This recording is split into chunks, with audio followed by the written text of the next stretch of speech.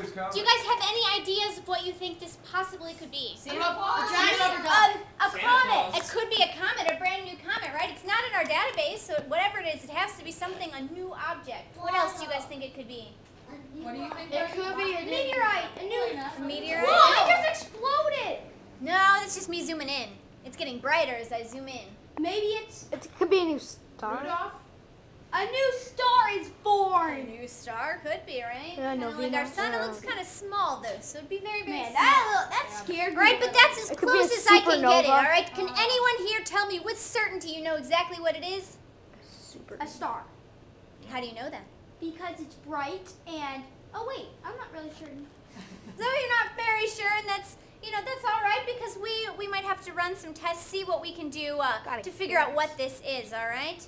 Let's see, let's wait for, oh, there it is. All right, they have asked us, Mission Control has asked us to please perform a spectrum analysis in order to identify the unknown object, all right, crew? So that means we need everyone on board to perform this test together so we can send those results back and try and figure out what this object is. Now, since they have asked us to perform this test, they don't seem too concerned, so I don't think we're in any danger. I'm going to go ahead and turn off our emergency lights so we can lower our stress levels a bit, right? We can be a little more calm while we run this test. Now, to run this test, we need to talk about a couple of things first, all right? Who here has heard of the light spectrum or the color spectrum? You guys have heard of that, Yes, right? I can name all the color spectrum. What is that? I can name all the there's radio, there's gamma ray, there's radioactive, Right?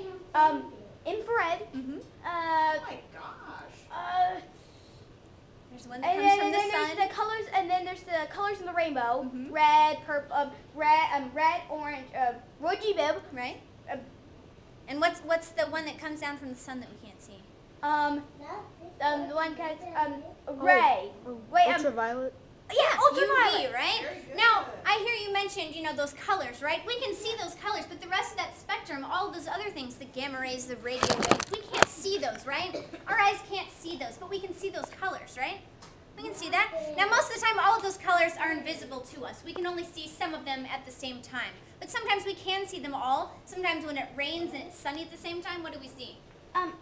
We see rainbows. We see a rainbow, right? Yeah, and some animals can actually see them, like lizards and bugs. They can see the ultraviolet and infrared lights. Yeah, they can, right? And even if you've ever seen a prism before, right? If you shine a light through a prism, Whoa. you can see those colors come out of the other side, right? Hey. Yeah. But like I said, we can't always see them at the same it's time, like right? Now, if you look up at this light here, what color is it? It's Yellow. Yellow, right? Or white white. and tan. But all of the colors from that color spectrum are actually in there. They're just being absorbed, and the only one reflected back to us is white or yellow. It's the same with my suit, right? I know It how to looks make blue a you guys, rainbow. right? I know how to make a rainbow. You have a fishbowl, and then with It's or the a bowl same as with that prism, water.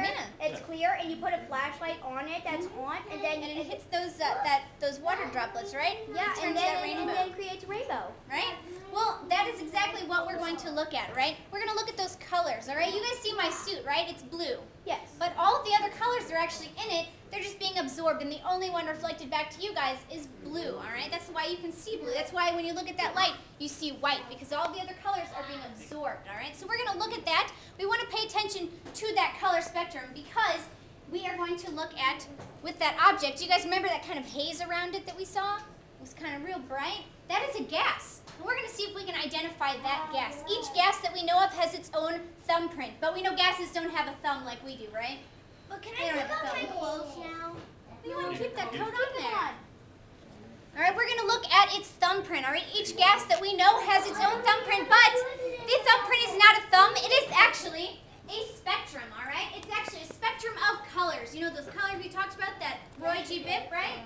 We're going to look at the gas, and we're going to see if we can identify the gas around the object. But looking up here, what is something that you guys notice in those color spectrums that you might not put there?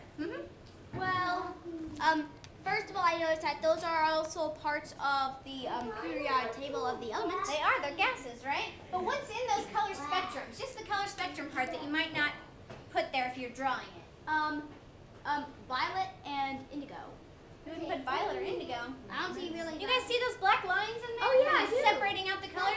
That's what makes the pattern, all right? So anytime you shine a light through any of those gases, that is the pattern that you're going to But get, also all right? then at the end, it's very close That way, Yeah, that way you know exactly what gas it is. That's the gas's thumbprint. So we're going to use this right here, the spectrum analysis machine, and we are going to shine a light through the gas in that object and see if we can figure out what pattern we see, all right? If we can figure out the pattern, we can figure out exactly what gas is in that, all right?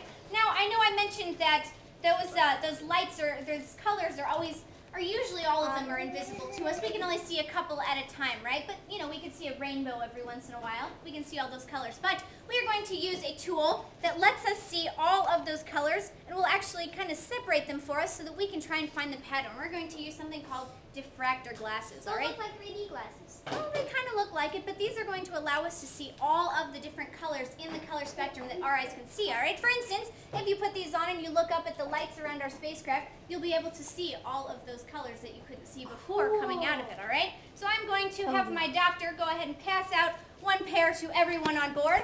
Once you have these on, I do have a couple of things I want you to do. The first thing is that once they're on your face, I want you to pretend there's glue on your shoes and stay right behind this